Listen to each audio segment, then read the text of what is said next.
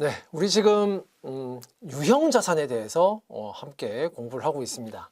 자, 이 유형자산에 이번에는 자, 후속 측정, 즉 재평가에 대해서 한번 이번 시간에 살펴보도록 하겠습니다. 재평가입니다. 자, 이 유형자산에 대한 이 평가 모형에 이 원가 모형이 있고요, 재평가 모형이 있습니다. 그러니까 이 유형자산을 취득을 해서 사용하는 것이 목적이죠. 그럼 이제 취득해서 사용하는 동안 이 유형자산을 그냥 그 취득 원가로 해서 취득 원가, 그 다음에 감가상각을 하죠. 그 다음에 그 감가상각을 하다가 만약에 우리가 배웠던 그 손상의 징후가 있을 때, 그러면 이제 손상 차손까지 인식한 그까지만 계속해서 장부상에 반영을 하는, 자, 그걸 우리가 원가 모형 이렇게 말하고요. 그런데 이 유형자산도 시장에서 거래가 된다 이겁니다. 시장에서 거래가 되는 어떤 그런 자산이기 때문에 그 경우에는 공정가치가 변동할 수가 있어요. 그럼 그 공정가치의 변동, 공정가치가 하락할 수도 있고 상승할 수도 있잖아요. 그럼 그때는 어떻게 할 거냐 이거예요. 그래서 원가 모형에서는 그 공정가치의 변동을 전혀 인식하지 않는 것이고, 재평가 모형은 공정가치가 변동할 때 그 공정가치의 변동을 인식하는 것이 되겠습니다. 자, 그래서 유형 또는 무형자산 최초 인식 이후의 측정 문제인데, 여기에는 이제 원가 모형과 재평가 모형이 있다. 원가 모형은 취득 후에 공정가치 변동을 인식하지 않아요. 근데 재평가 모형은 취득 후에 공정가치의 변동을 인식하는 모형이 되겠다 이겁니다. 자, 물론 결산 시에 손상 여부를 검토하고 손상 차손을 인식하고 하는 부분은 재평가 모형이나 원가 모형이나 동일합니다. 자, 원가 모형, 재평가 모형 중에 선택을 하고 자산의 분류별로 동일하게 적용하게 되겠습니다. 자산의 분류별로 동일하게 적용을 하게 되겠습니다. 예를 들면 건물이면 건물에 대해서 동일하게 적용한다. 예를 들어서 건물인데 이 건물 A 건물은 재평가 모형으로 하고 B 건물은 원가 모형으로 하고, 그렇게 하는 게 아니라 건물이면 그 건물 분류별로 동일하게 재평가 모형을 적용한다는 거예요. 자, 그러면서 적용 단위는 그 해당 자산이 포함되는 유형자산 분류 전체를 재평가하는 것이 이제 원칙이 되겠습니다. 재평가 주기는 장부 금액이 공정가치하고 중요하게 차이가 나지 않도록 주기적으로 수행합니다. 그러니까 장부상 금액하고 만약 재평가 모형을 선택을 한다면, 그러면 이제 재평가를 할 때 목적이 뭡니까? 장부상 금액을 공정가치에 맞추겠다 하는 것이 그게 재평가 모형의 목적이죠. 그러니까 장부상 금액하고 공정가치에 자꾸 차이가 많이 나도록 주기를 너무 멀리, 주기를 넓게 해서 평가를 하게 되면 그 취지에 맞지 않게 장부상 금액과 그리고 공정가치가 아주 차이가 많이 나겠죠. 그렇게 중요한 차이가 나지 않도록 주기적으로 재평가를 수행을 해야 됩니다. 그리고 재평가되는 유형자산의 공정가치 변동이 어느 정도로 이루어지는가에 따라서 매년 재평가가 이루어질 수도 있는 것이고, 예를 들면 3년에서 5년마다 재평가를 해도 충분한 경우도 있을 수 있습니다. 그래서 차이가 나지 않도록 주기적으로 재평가를 해주는 것이 중요하다. 근데 주기적이라는 게 매년 해야 된다, 그런 의미는 아니다. 자, 그 다음에 이 재평가 모형을 적용할 때의 회계 처리는 어떻게 할 거냐? 그럼 재평가할 때 재평가하는 그 시점에 감가상각 누계액을 어떻게 처리할 거냐에 따라서 비례수정법이 있고 총제거법이 있습니다. 비례수정법, 총제거법이 있는데 이 두 가지 방법은 좀 이따가 설명을 하도록 하겠습니다. 그러니까 요거는 기본적으로 감가상각 누계액에 대한 처리 방법이에요. 처리 방법. 자, 그러면 먼저 우리가 재평가에 대한 조금 더 이해를 돕기 위해서 감가상각까지 있으면 좀 복잡해지니까, 자, 감가상각을 제외하고 감가상각이 없는 토지에 대해서 우리가 한번 살펴볼게요. 먼저 토지는 이제 감가상각이 없으니까 훨씬 더 재평가에 대한 회계 처리가 눈에 잘 들어오겠죠. 그래서 토지에 대해서 우리가 먼저 보고, 그래서 재평가에 대한 회계 처리에 대한 이해를 훨씬 더 이해도를 높이고 나서 그 다음에 감가상각 자산으로 한번 들어가 보겠습니다. 자, 2000X1년 1월 1일 날 토지를 10,000원에 취득을 했습니다. 토지를 10,000원에 취득을 했는데, 그러면 당연히 토지 10,000원 차변, 현금 10,000원 대변 이렇게 회계 처리를 하겠죠. 그 다음에 X3년 12월 말에 토지에 대해서 재평가 모형을 적용을 하는데 공정가치가 12,000원이랍니다. 그럼 지금 장부상으로 10,000원으로 기록이 되어 있으니까 공정가치 12,000원에 맞추려면 당연히 2,000원만큼 토지의 장부상 금액을 증가시켜야 되겠죠. 그래서 토지 차변에 2,000원 증가시키고, 그 다음에 대변에는 자, 재평가 잉여금이라는 계정 과목으로 자, 2,000원 이렇게 대변에 분계를 하게 되는데, 회계 처리를 하게 되는데, 이때 이 재평가 잉여금이라는 이 계정 과목 중요하죠. 자, 재평가 잉여금은 자, 자본 항목입니다. 자본 항목이에요. 자, 요거는 단기 손익으로 처리하는 게 아니에요. 단기 손익으로 처리하는 게 아니다. 자, 왜냐하면 유형자산이라는 것 자체가 장기간 동안 사용할 목적이잖아요. 장기간 동안 사용할 목적인 거지, 이게 어떤 공정가치의 높고 낮음에 따라서 빨리빨리 공정가치가 높아졌을 때 매각해가지고 그 차익을 얻고 그럴 목적이 아니라는 거예요. 장기간 사용 목적이기 때문에 평가 차익이 발생했다고 해서 그걸 바로 또 단기 손익으로 바로 인식을 시켜주는 것이 아니고, 단기 손익으로 바로 인식을 하게 하는 것이 아니고, 그냥 자산의 증가니까 결국은 자본이 증가하게 되겠죠. 그러니까 자본의 증가로 그냥 처리를 하는 것이다 이거예요. 근데 그 자본 중에서도 기타 포괄손익 누계액, 또는 여기 뒤에 누계액 빼고 그냥 기타 포괄손익 이렇게도 이야기하죠. 그래서 기타 포괄손익 항목으로 처리하는 것이다. 자, 그 다음에 X4년 12월 말에 토지의 공정가치가 이번에는 12,000원에서 9,000원으로 떨어졌죠. 자, 이번에는 3,000원만큼 공정가치가 지금 하락했습니다. 자, 그럼 이 경우에는 당연히 토지는 장부상 금액을 3,000원만큼 이렇게 감소를 시켜주는 건 맞는데, 그럼 차변의 항목은 뭐가 될 것이냐? 자, 먼저 우리가 재평가로 인한 이익이 발생했을 때 재평가 잉여금이라는 자본 항목으로 먼저 처리를 했지 않습니까? 그러니까 재평가 잉여금의 잔액이 있으면 먼저 재평가 잉여금 잔액을 먼저 없애요. 그래서 재평가 잉여금 2,000원을 먼저 감액을 시킵니다. 자, 그런데 3,000원이 지금 하락했는데 재평가 잉여금은 2,000원밖에 없죠. 그럼 차변에 지금 1,000원이 남잖아요. 자, 차변에 남은 이 1,000원은 재평가 손실 해서, 이 재평가 손실은 단기 비용으로 처리하는 겁니다.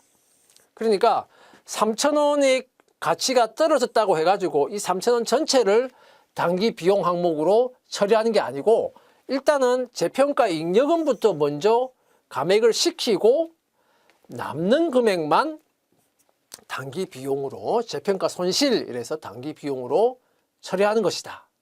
자, 그 내용 여러분들 잘 보시고요. 그 다음에 다시 2000X5년도에 넘어가서 공정가치가 11,000원이 됐습니다. 아까 9,000원이었잖아요. 그래서 9,000원에서 11,000원이 됐으니까, 자, 다시 공정가치가 다시 2,000원만큼 회복이 된 겁니다. 자, 제가 회복이라는 말을 썼습니다. 회복이라는 말을 썼어요. 회복이 됐어요. 자, 그러면은 이제 2,000원만큼 상승했으니까 토지 2,000원 하고 증가시켜 주는 거, 이거는 뭐 간단하죠. 그럼 대변 항목은 뭐가 될 거냐?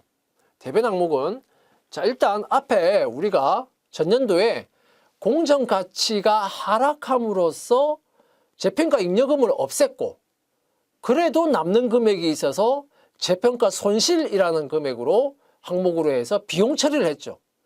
자, 그런데 지금 다시 공정가치가 상승을 했기 때문에, 자, 그때 비용으로 처리했던 것을 다시 환입을 시키는 겁니다. 환입을. 그래서 그게 바로 재평가 이익입니다. 재평가 이익.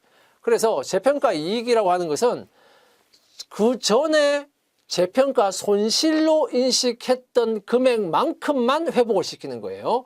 그래서 재평가 이익으로, 이 재평가 이익으로 해서 수익으로 처리하는 것은 재평가 손실만큼만 이익으로 처리하고, 그러면 다시 또 1,000원이 남죠. 나머지 남은 1,000원은 뭘로 처리한다? 다시 앞에 나왔던 것처럼 재평가 잉여금으로 처리하는 겁니다. 요건 단기 수익으로 처리하는 거고요. 재평가 잉여금으로 처리한다 이겁니다. 자, 그리고 나서 만약에 경우에 이제 처분으로 이제 다음이 이제 처분인데, 처분을 했다고 생각해 봅시다. 근데 만약에 이게 토지가 아니고요. 이게 만약에 토지가 아니고 주식이었다라고 생각해 봐요. 주식인데 이게 만약에 토지가 아니라 주식이었다. 주식인데 이 주식은, 주식 중에서 만약에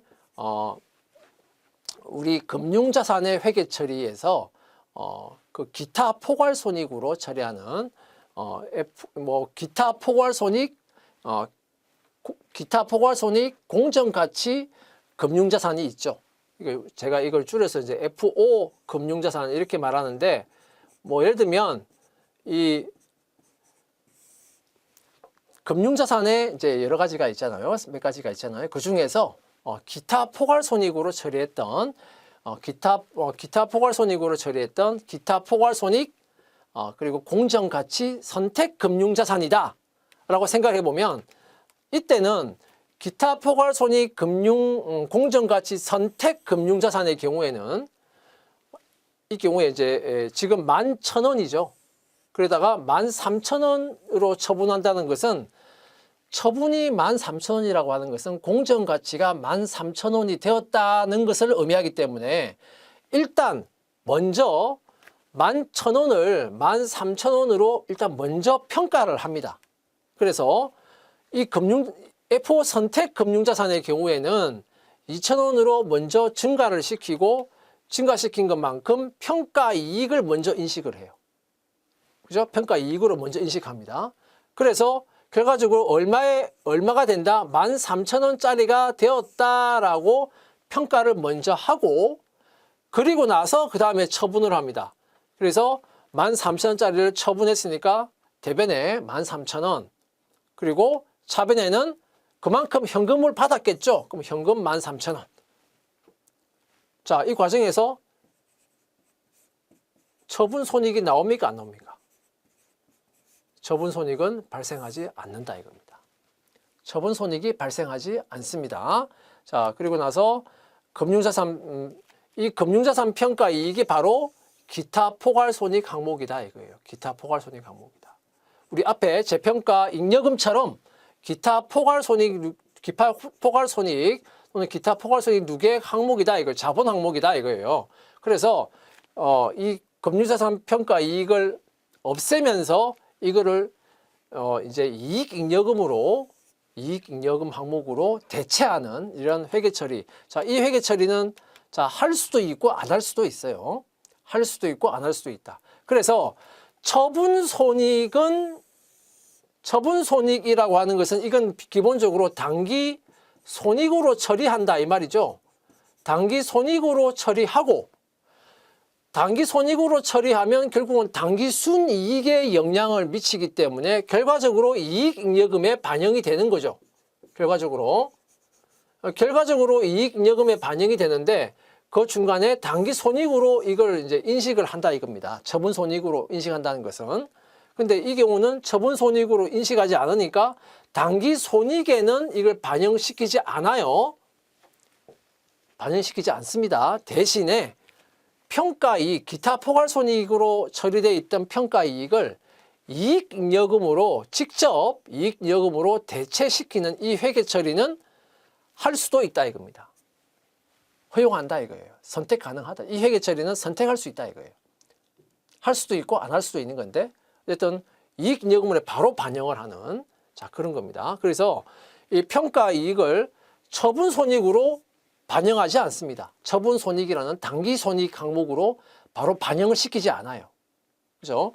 자, 이 F5 선택, 기타 포괄손익, 공정가치 측정 선택 금융자산의 경우에는 이렇게 회계 처리를 했습니다.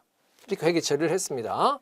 자, 요거는 이제 금융자산에 대한 강의에서 자, 이런 내용들을 강의를 하는데 자, 이 금융자산, F5 선택 금융자산에는 이제 이렇게 처리합니다.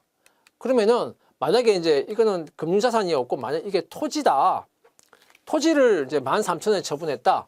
그러면은 앞에서 했던 그대로 한번 해보면 자, 지금 11,000원을 11,000원짜리가 13,000원대였죠. 토지를 2,000원으로 증액을 시키고 그만큼을 재평가잉여금을 또 다시 또 증액을 시키겠죠. 그리고 나서 그러면 여기까지 해놓으면 토지가 13,000원짜리가 돼 있다. 그 토지 13,000원짜리를 차감을 처분을 하면서 현금 13,000원을 받는다. 그죠? 그러면 이 과정에서는 처분손익이 인식이 안 되죠. 인식이 안 되죠. 자, 그런 상태에서 재평가잉여금, 남아있는 재평가잉여금, 기타 포괄손익으로 처리하고 있던 재평가잉여금은 처분손익에는 반영을 안 하는데 그걸 그냥 이익잉여금으로 바로 직접 이익잉여금에다 대체를 시켜버리는 자, 요거는 할 수 있다. 자, 그러면 앞에 나왔던 회계 처리 그대로 따라하면 이렇게 처리가 될 겁니다. 그런데 토지 경우에는 자, 이렇게 하면 안 됩니다. 이렇게 하면 안 돼요. 이렇게 하는 것이 아니고 자, 그럼 어떻게 하는 것이냐? 지금 13,000원에 판매를 처분을 했는데 그 직전까지 토지는 지금 장부상으로 11,000원짜리입니다. 그죠? 그래서 현금은 처분하고 13,000원 받았는데 토지는 11,000원짜리였어요. 장부상으로. 그래서 토지 11,000원을 그냥 없애고 이 거래에서 처분이익을 바로 2,000원을 인식을 합니다. 인식을 해요. 그리고 나서 그런데 토지는 처분을 해버렸는데 그 토지의 재평가잉여금은 지금 1,000원 남아있잖아요. 그죠? 그래서 이때 이 재평가잉여금 1,000원, 남아있는 재평가잉여금 1,000원을 없애면서 요거를 이익잉여금으로 대체를 시키는 자, 이 회계 처리는 할 수도 있고 안 할 수도 있고 선택 가능하다 이겁니다. 선택 가능하다. 그러니까 결국은 이 재평가잉여금은 재평가잉여금을 처분이익으로 대체를 하지는 않습니다. 그죠? 재평가잉여금은 남아있는 재평가잉여금은 이익잉여금으로 직접 대체를 하는 이 회계 처리는 할 수도 있고 안 할 수도 있지만 처분손익이라는 당기손익 항목으로 직접 반영하지는 않는다 이거예요. 반영하지는 않는다. 근데 앞에 우리 금융자산 그 F5 선택 금융자산에 대한 처리하고는 회계 처리에서 차이가 나죠. 그래서 요 처리를 할 때는 토지 유형자산에 대한 처분에서는 자 이렇게 처리하는 것이다. 처리하는 것이다. 그 부분을 주의하시고요. 자 그러면은 요거를 한번 그림으로 한번 볼게요. 자 처음에 이 토지를 얼마에 취득했냐면 10,000원에 취득했습니다. 자 그러면 취득한 이 10,000원이 이제 기준이 되는 거예요. 이 10,000원이 기준이 됩니다. 그럼 10,000원에 취득했는데 처음에 12,000원으로 공정가치가 상승했죠. 그럼 10,000원에서 12,000원으로 올랐으니까 2,000원만큼 상승했습니다. 요거는 뭐다? 재평가잉여금이죠. 그렇죠? 지금 이제 12,000원짜리가 돼 있는데 그 다음에 얼마가 됐습니까? 그 다음에 공정가치가 9,000원이 돼버렸죠? 그러면 재평가잉여금으로 돼 있던 2,000원은 일단 재평가잉여금을 먼저 없애고 없애버리면 이제 10,000원하고 9,000원하고가 비교가 되죠. 그래서 그 10,000원하고 9,000원 사이에 요 금액은 이제 재평가 손실이라는 단기 비용 항목으로 처리를 하게 되는 겁니다. 그 다음에 이제 이 9,000원짜리였는데, 그 다음에 다시 얼마가 됐냐? 공정가치가 11,000원이 된 거예요. 그러면 이제 단기 비용으로 처리했던 재평가 손실, 이 금액은 회복을 시켜야 되겠죠. 그래서 이 부분은 재평가 이익이라는 항목으로 해서 재평가 손실을 환입을 시킨다 이거예요.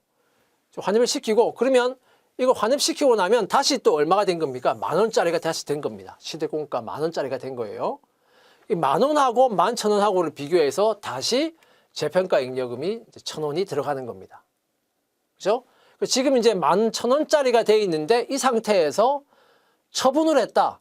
근데 얼마 받고 처분했다? 13,000원 받고 처분했다 이거예요. 그러면 이 11,000원짜리인데 13,000원 받고 처분했으니까 요 차이 금액은 처분 이익으로 2,000원을 처리하고 그러면 이제 토지는 다 처분하고 끝났죠. 끝났는데 그러면 이제 남아있는 재평가 잉여금은 어떻게 할 것인가 이 말이에요. 재평가 잉여금은 어떻게 할 것인가. 자, 일단은 첫 번째 방법으로는 재평가 잉여금을 그냥 그대로 놔두는 겁니다. 재평가 잉여금을 그냥 그대로 놔두는 거예요. 제거하지 않고 그대로 놔두는 겁니다. 그게 첫 번째 방법이고, 그 다음에 두 번째 방법은 재평가 잉여금을 제거하면서 그 재평가 잉여금을 뭘로 대체를 시킨다?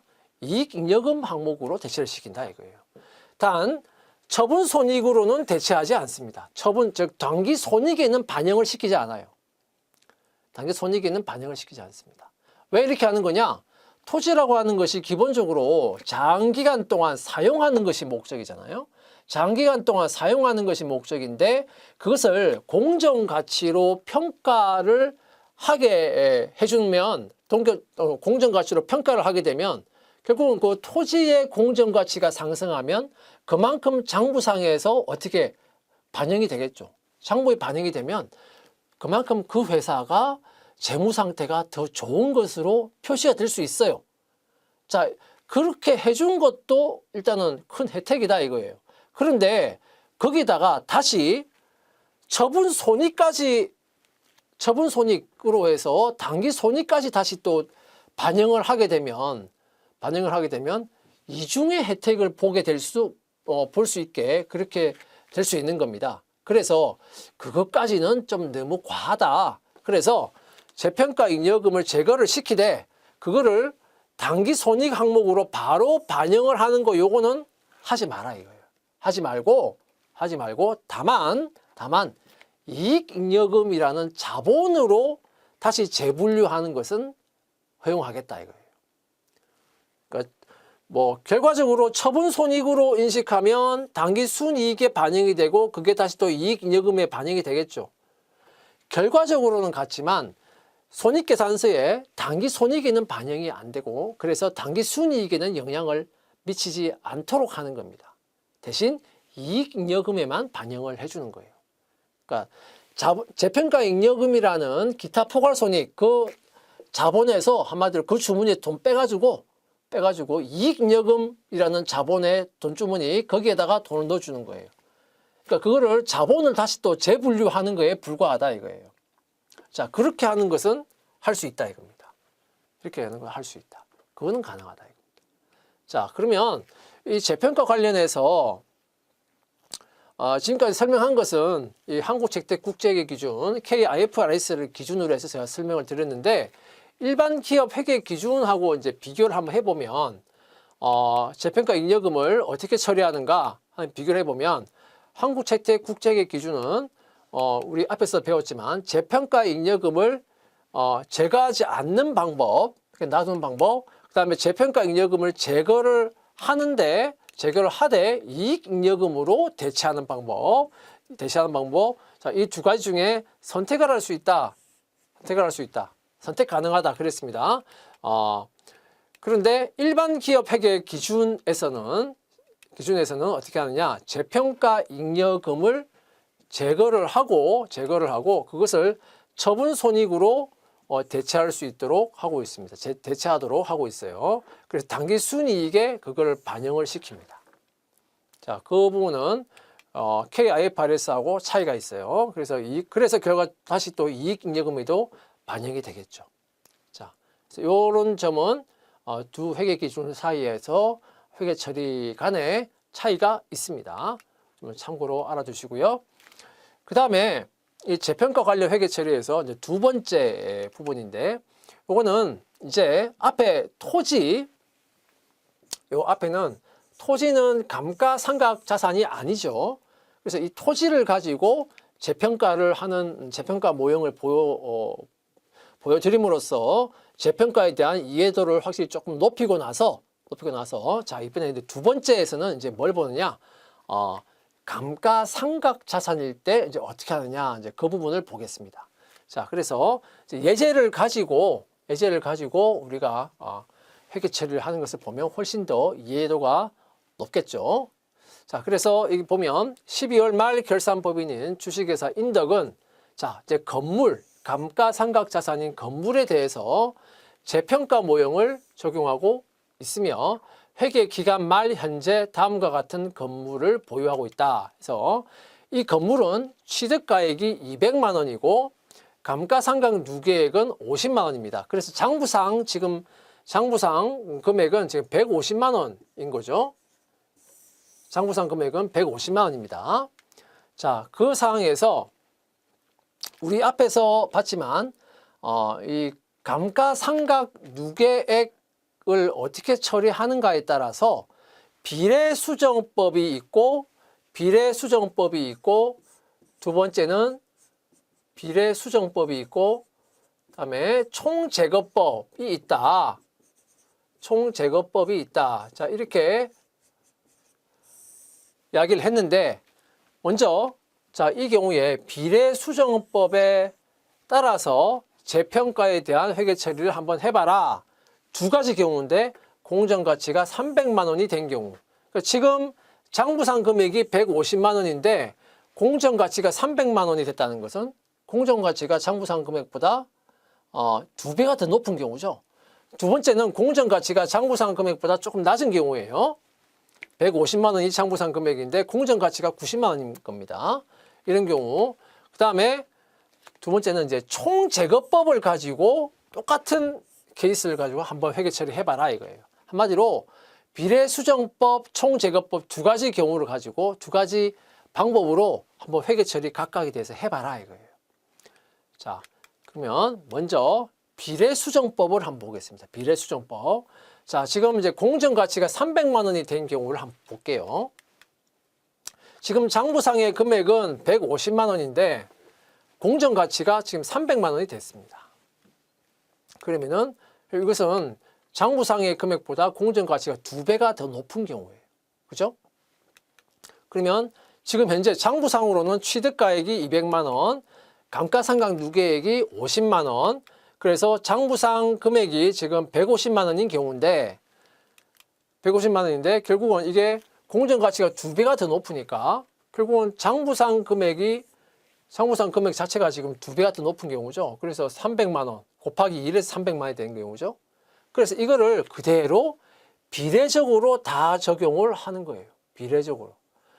이게 2배가 더 높으니까 나머지 200만 원도 2배, 50만 원도 2배, 다 2배씩 다 증가시키는 것이다 이겁니다. 그러면 결국은 2배를 증가시켜야 300만 원이 되겠죠. 그죠? 장부상으로 300만 원이 될 겁니다. 그래서 취득가액도 2배를 증가시켜서 400만 원으로 만들고, 감가상각 누계액도 2배를 증가시켜서 100만 원으로 만들고, 그러면 장부상 금액이 300만 원이 되겠네. 그러면은 결국은 150만 원에서 300만 원으로 공정가치로 장부상 금액이 공정가치에 맞춰지게 되겠네요. 자, 이게 비례수정법이에요. 비례수정법. 자, 이렇게 처리하려면 결국은 취득가액은 200만 원만큼 증가를 시켜야 됩니다. 그죠? 건물을 일단 200만 원을 증액을 시켜야 돼요. 그리고 감가상각 누계액은 50만 원만큼 증액을 시켜야 됩니다. 그래야 결과적으로 그래야 이 300만 원에 맞춰지게 되겠죠. 그럼 어떻게 하는 거냐? 건물을 200만 원 증액시킵니다. 차변에. 원래 200만 원인데 200만 원이 또 증액됐으니까 400만 원이 되겠죠. 그 다음에 감가상각 누계액 지금 50만 원이 있는데 대변에 50만 원을 더 증액시키는 거예요. 그러면 감가상각 누계액이 100만 원이 되겠죠. 그러면 이 회계 처리만으로 일단 장부상 건물의 장부상 금액이 300만 원에 맞춰지게 돼요. 자, 그러면 대변과 차변 금액이 지금 차이가 있죠? 150만 원. 그죠? 그러면 지금 대변에 150만 원이 모자라죠. 이거 뭘로 처리하느냐? 자, 이 150만 원을 재평가 잉여금으로 처리한다. 이겁니다. 이게 비례수정법이에요. 비례수정법. 자, 두 번째 비례수정법인데 공정가치가 90만 원이 된 경우, 이거는 오히려 장부상 금액보다 더 지금 하락한 경우죠. 자, 이 경우는 150만 원 장부상 금액하고 90만 원 공정가치하고 비교하면 결국은 장부상 금액에다가 곱하기 0.6을 해야 공정가치 90만 원이 나오는 경우입니다. 0.6인 거예요. 1보다 작죠. 더 이제 공정가치가 더 작으니까요. 그러면은 취득가액 지금 200만 원, 감가상각 누계액 50만 원 해서 자, 지금 장부상 금액이 150만 원 되어 있는데 이거를 0. 곱하기 0.6배 해서 90만 원에 지금 맞춰야 되는 겁니다. 그래서 곱하기 0.6이니까 비례적으로 취득가액에도 0.6, 감가상각 누계액도 0.6 해서 취득가액은 곱하기 0.6으로 해서 120만 원으로 맞추고 감가상각 누계액은 50만 원인데 곱하기 0.6 해서 30만 원으로 맞추고 그러면 결과적으로 장부상 금액이 공정가치 90만 원에 딱 맞게 되겠네요. 자, 이렇게 처리하는 겁니다. 그런데 이 경우는 결국은 감액을 시키는 경우죠. 그죠? 그러면 이건 80만 원만큼을 감액시키는 겁니다. 그죠? 건물은 80만 원만큼 감액을 시키고 감가상각 누계액은 20만 원만큼 감액을 시킵니다. 자, 그럼 그렇게 회계 처리를 해보면 자, 건물은 80만 원만큼 대변, 그래서 감액을 시키고 감가상각 누계액은 20만 원만큼 차변, 그래서 감가상각 누계액을 감액을 시킵니다. 그러면 대차 금액의 차이가 있죠? 자, 이렇게 처리를 하면은 이 건물은 지금 딱 90만 원에 맞게 된 거예요. 그리고 나서 남은 이제 대차 금액이 이제 합계가 안 맞으니까 남은 금액은 뭐다? 60만 원인데 이 60만 원은 뭘로 처리한다? 이 경우는 반대로 공정가치가 하락한 경우이기 때문에 자, 재평가 손실. 자, 이게 재평가 손실로 했지만 만약에 이게 재평가 잉여금의 잔액이 있으면 우리 앞에서 봤지만 재평가 잉여금의 잔액이 있으면 재평가 잉여금의 잔액을 먼저 감소를 시키고 그 다음에 재평가 손실로 처리하는 겁니다. 자, 그건 똑같아요. 똑같은데 일단 여기서는 뭐 재평가 잉여금이 지금 별도로 예제에 나와 있지 않으니까 재평가 잉여금의 잔액이 0이라고 생각하고 그냥 재평가 손실로 처리한 겁니다. 자, 그렇게 여러분들 이해를 해 주셔야 되겠습니다. 재평가 손실 60만 원 이렇게 처리하는 겁니다. 자, 총제거법이라고 하는 것은 이제 뭐냐? 아까는 비례적으로 감가상각 누계액과 취득가액에다가 비례적으로 다 반영을 다 해주는 거예요. 총제거법은 자, 만약 공정가치가 300만 원인 경우를 생각해 보면 총제거법은 뭐냐면 지금 현재의 장부상의 금액을 아예 다 제거를 시켜버려요. 마치 매각하는 것처럼 아예 다 제거시켜 버립니다. 자, 그래서 건물 지금 200만 원 있고 감가상각 누계액 50만 원이 있잖아요. 그래서 건물 대변에 200만 원, 감가상각 차변에 50만 원 해서 지금 건물 장부상으로 건물 150만 원을 아예 장부에서 다 제거시켜 버립니다. 장부에서 없애버려요. 자, 이렇게 장부상으로 없애버리면 건물이 지금 제로가 된 상태 아닙니까? 요것만 놔두면 건물이 장부상 금액이 제로가 된 상태예요. 요 회계 처리면. 자, 그 상태에서 공정 가치가 300만 원이니까 공정 가치 300만 원짜리 건물을 다시 매입한 것처럼 건물 300만 원 이렇게 처리하는 겁니다. 300만 원짜리 건물을 다시 매입했다. 기존의 건물은 제거해버리고 300만 원짜리 건물을 다시 매입한 것처럼 처리하는 겁니다. 그게 총제거법이에요. 자, 그러면 이렇게 해도 역시 대차 금액이 안 맞죠. 그러면 대차금액, 평가잉여금, 재평가잉여금 150만 원, 재평가잉여금 자, 이렇게 처리하게 된다 이거예요. 처리하게 된다. 자, 그 다음에 총제거법으로 공정가치가 90만 원인 경우를 봅시다. 건물 200만 원, 감가상각 누계액 50만 원. 자, 이렇게 해서 건물을 일단은 제로로 만들어요. 그리고 나서 90만 원짜리 건물을 다시 매입했다. 차변에 건물 90만 원. 그럼 대차 금액이 안 맞는다? 차이 나는 금액은 재평가 손실 60만 원. 이것도 역시 재평가 잉여금이 있으면 재평가 잉여금부터 먼저 차감을 시키고 남는 금액을 손실로 처리하는 것인데 일단 이 예제에서는 재평가 잉여금 잔액이 일단 제로라고 가정하고 재평가 손실로 바로 처리한 겁니다. 자, 이렇게 처리하는 거예요. 자, 재평가 잉여금, 재평가 손실과 관련해서 총제거법으로 하나, 비례수정법으로 하나, 결과적으로는 같습니다. 그죠? 결과적으로는 반영되는 금액은 같아요. 반영되는 금액은 같고, 이제 어떤 관점에서 처리하느냐, 비례적으로 처리하느냐, 아니면 아예 다 제거해버리고 새로 매입한 것으로 처리하느냐, 그 차이입니다. 결과적으로 재무상태표나 뭐 미치는 영향은 같습니다. 영향 같아요. 자, 이상으로 해서 유형자산의 이제 후속 측정, 자, 특히 이제 재평가를 할 때 재평가 모형에 대해서 우리 함께 공부를 했습니다. 여러분 수고하셨습니다.